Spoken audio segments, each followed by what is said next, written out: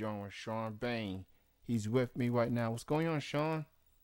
How's it going, man? It's going good. I'm doing real good. First and foremost, thanks for listening to the show last week, and thank you for now being on the show this week, man. I appreciate it. It's my pleasure, man. And we'll definitely get into the wedding. We'll get into all that in a matter of moments. But let's talk about how did your wrestling career got started. Well, it's a funny story. It all started about 8 years ago. Me and my little brother, David Bane, we broke in together, started training up here at Greensboro at Salt River Wrestling back in, I think it was 2004.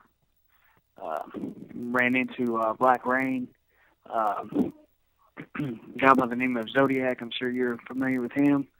Um, a lot of guys actually trained me, but those two were the main ones who showed me the ropes and showed me everything. Wow, so you have been wrestling as of this moment for 8 years now? Well, it's about 8 or 9, I believe. Eight or I think it's nine. close to 9. That's awesome considering, wrestling careers don't usually last that long. I mean, if you're fortunate and if you don't suffer too many severe injuries, your career will last very long. Uh that being said, I mean, how do you feel the fact that you've been here wrestling for long, and did you ever thought that you made it this long? Honestly, no. I didn't know if I was actually going to make it this long or not. Shortly after training, about 6 months in, I had a really bad car wreck and injured my back, broke it in two places. So I really didn't know if I was going to be able to come back or not. So after about a year of rehab, or a year of being off and rehabbing and all that, and you know, getting back in and seeing what my limits were, I'm real fortunate to be in it this long, considering the injury I have. Wow. I mean, all I can say is I give you credit just for overcoming such a devastating car crash, and I mean, for you to still be alive after that happened, I mean, that's a blessing itself. I mean, that's incredible. It's one thing to what people don't realize is that you don't just suffer injuries inside the ring. You can suffer injuries outside the ring, and it may be beyond your control per se. So, I mean, that's just I say more props to you, man. Thanks, man. So, do you remember your first wrestling match that you ever had? And if so, who was your opponent, and what company did you work for? Yeah, actually, I do remember my first match. I don't remember the exact date. Um, it was funny because I was still training, and they were short a guy, and they looked at me and they said, "Well, Sean can go out there and sell his butt off and bump really well, so we'll throw him out there with in this match." So it turned out to be a tag match with me and a good friend of mine used to wrestle by the name of Red Dragon um, against at the time Jimmy Clough, who's now Jimmy Felcher, and Mike Roach. Uh, so as little as I am versus two big guys like that, you can only imagine how that match went. Mm. And how did you feel about going through that first match after all the training and the bumps and the basics and just everything that came to the point? How did you feel about your first match? I thought the match was, it being my first match, it wasn't as good as I thought I could have done. But with the first match, it's to be expected to not go out and give a 5-star match. But the feedback I got from both the guys, they said I did really well. I listened really well to them on what on the moves and everything I took. They said I did good.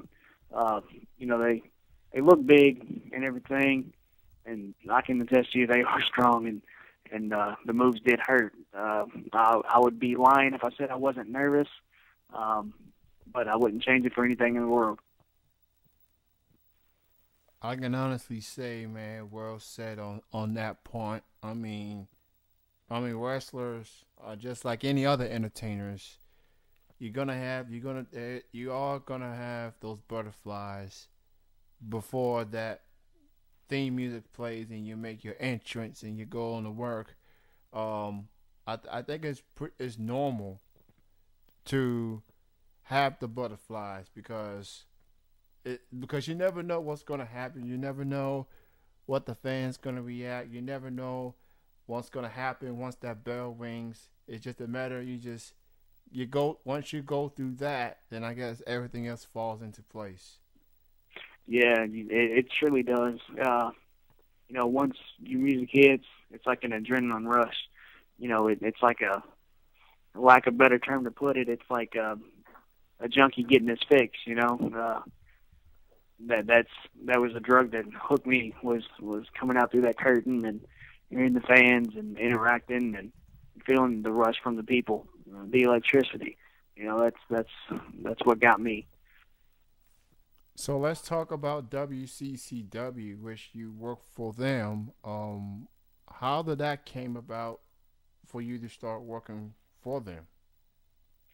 That came about with me and I was with the tag team at the time, Kings of Capital City. It was me and average white guy Michael Reed. We started working there, and then shortly after, um, Mike kind of left and started doing something on his own. Focusing on a business career that he's been starting, and it kind of left me there. And then ever since then, I've pretty much been there, and that's been close to 2-3 years now. I think I've been wrestling there. Mm-hmm. So, do you have any favorite memories? You have any favorite moments of WCCW that stands out to you? Man, I don't think you have enough time for me to go through all my favorite memories and moments, but I'll give you a few. A couple that stick out to my mind is two matches that I had with Fozo Fury there. Really hard hitting, really uh, strong style matches. Really, bear down, knuckle up, knockout, drag out kind of deals. That was a couple of my favorite memories. And then, of course, always working with one of the guys who brought me in and mentored me, Zodiac. We've had some good matches there. Also, if it wasn't for WCCW, I wouldn't have, met Lexi at the time. But we'll get into that here in a little bit. Absolutely. And I wanna preface myself by saying that I was not at the show last Sunday because, or better yet, last Saturday for that matter, because I usually do another show around the time that WCCW starts. But I did read the results on the Facebook fan page of Wildcat Championship Wrestling. And like most weddings and wrestling rings, things turn into chaos. Um, Yeah. so now that you have had chance to look back on it and reflect, what's your reaction to that wedding this past Saturday evening? Man, I'm still in shock. I'm still in awe. I don't know what happened. I really don't know what happened. I thought everything was good. The ceremony was going great. We had one little interruption by ATM, Austin Tyler Morris, if you will. And then, Lexi called Butcher out for extra security. And then, we get to the exchanging the rings. I turn and get the rings. The next thing I know, Lexi's low blowing me, and then she's choking me. I'm still in shock. I don't know what's going on. I haven't spoke to Lexi. I haven't talked to her. She won't return my calls, my texts. So I'm still in shock. I don't know what's going on with her. I mean, it will be difficult. It's one thing to go through a situation like that and you never see or hear from your loved one again, but that's not the case in this particular situation because y'all both still work for WCCW, which means you still have to see her every Saturday night. And that being said, I mean, where do you go from here? Obviously, you're gonna want an exclamation, and maybe Lexi will explain herself. Maybe it will be this Saturday. Maybe it'll be the following Saturday. I don't know, but I guess at this point, all you want from Lexi is an exclamation, right? Yeah, you're absolutely right, man. Hopefully this Saturday, I can talk to her, confront her, or not like a better word, but not confront, but actually talk to her. See what she was thinking. Maybe, it was nerves. I don't know, really, but hopefully this weekend I can actually talk to her and, whether it be privately or, if I have to go out in front of the fans at WCCW, so be it. I just want to know what happened, you know. So if you, the listeners out there, especially in Lawrenceburg, Kentucky, if you want to, hopefully, if you want to know when Lexi's going to get the exclamation out, then you need to go to WCCW Saturday nights, Lawrenceburg, Kentucky, at 101 Hilltop Drive. You can go to the Facebook fan page, Wildcat Championship Wrestling, for more info. And hopefully, and that's the key word, hopefully, Lexi Green will explain her actions on why she did what she did this past Saturday. And you get to see Sean, you get to see Zodiac, you get to see Larry D, you get to see ATM, you get to see a lot of talented wrestlers.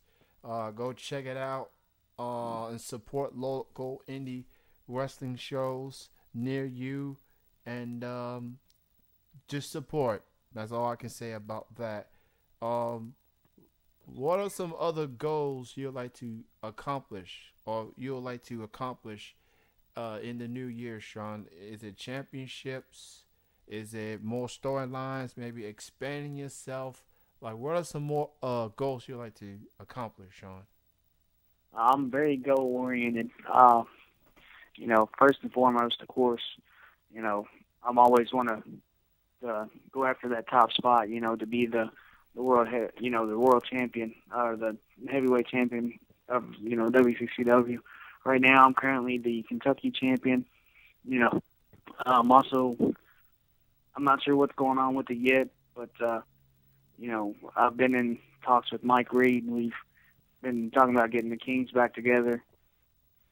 Maybe going after tag titles, but right now my main goal is to figure out what's going on with me and Lexi. That's my heart. That's my who I love. So my main goal is figure out what's going on with that, and then whatever else falls into place, let it fall. But right now, that's my main goal is to see what's going on with us. And my last question for you, Sean, is this: if you can give advice to anyone that wants to get into the wrestling business, that wants to become a wrestler, what would your advice be? My advice would be is actually, do your research on promotions and companies. See who their trainers are. Talk to them, interact with them. See what their passion is, what their heart is, and get in with good people. Wrestlers who know what they're doing, and that have been doing it for a while. And pretty much just listen to everything. Be a sponge. Soak up all the knowledge, all the info that they give. Keep your head up. Keep your mouth shut and your ears open, as they always say.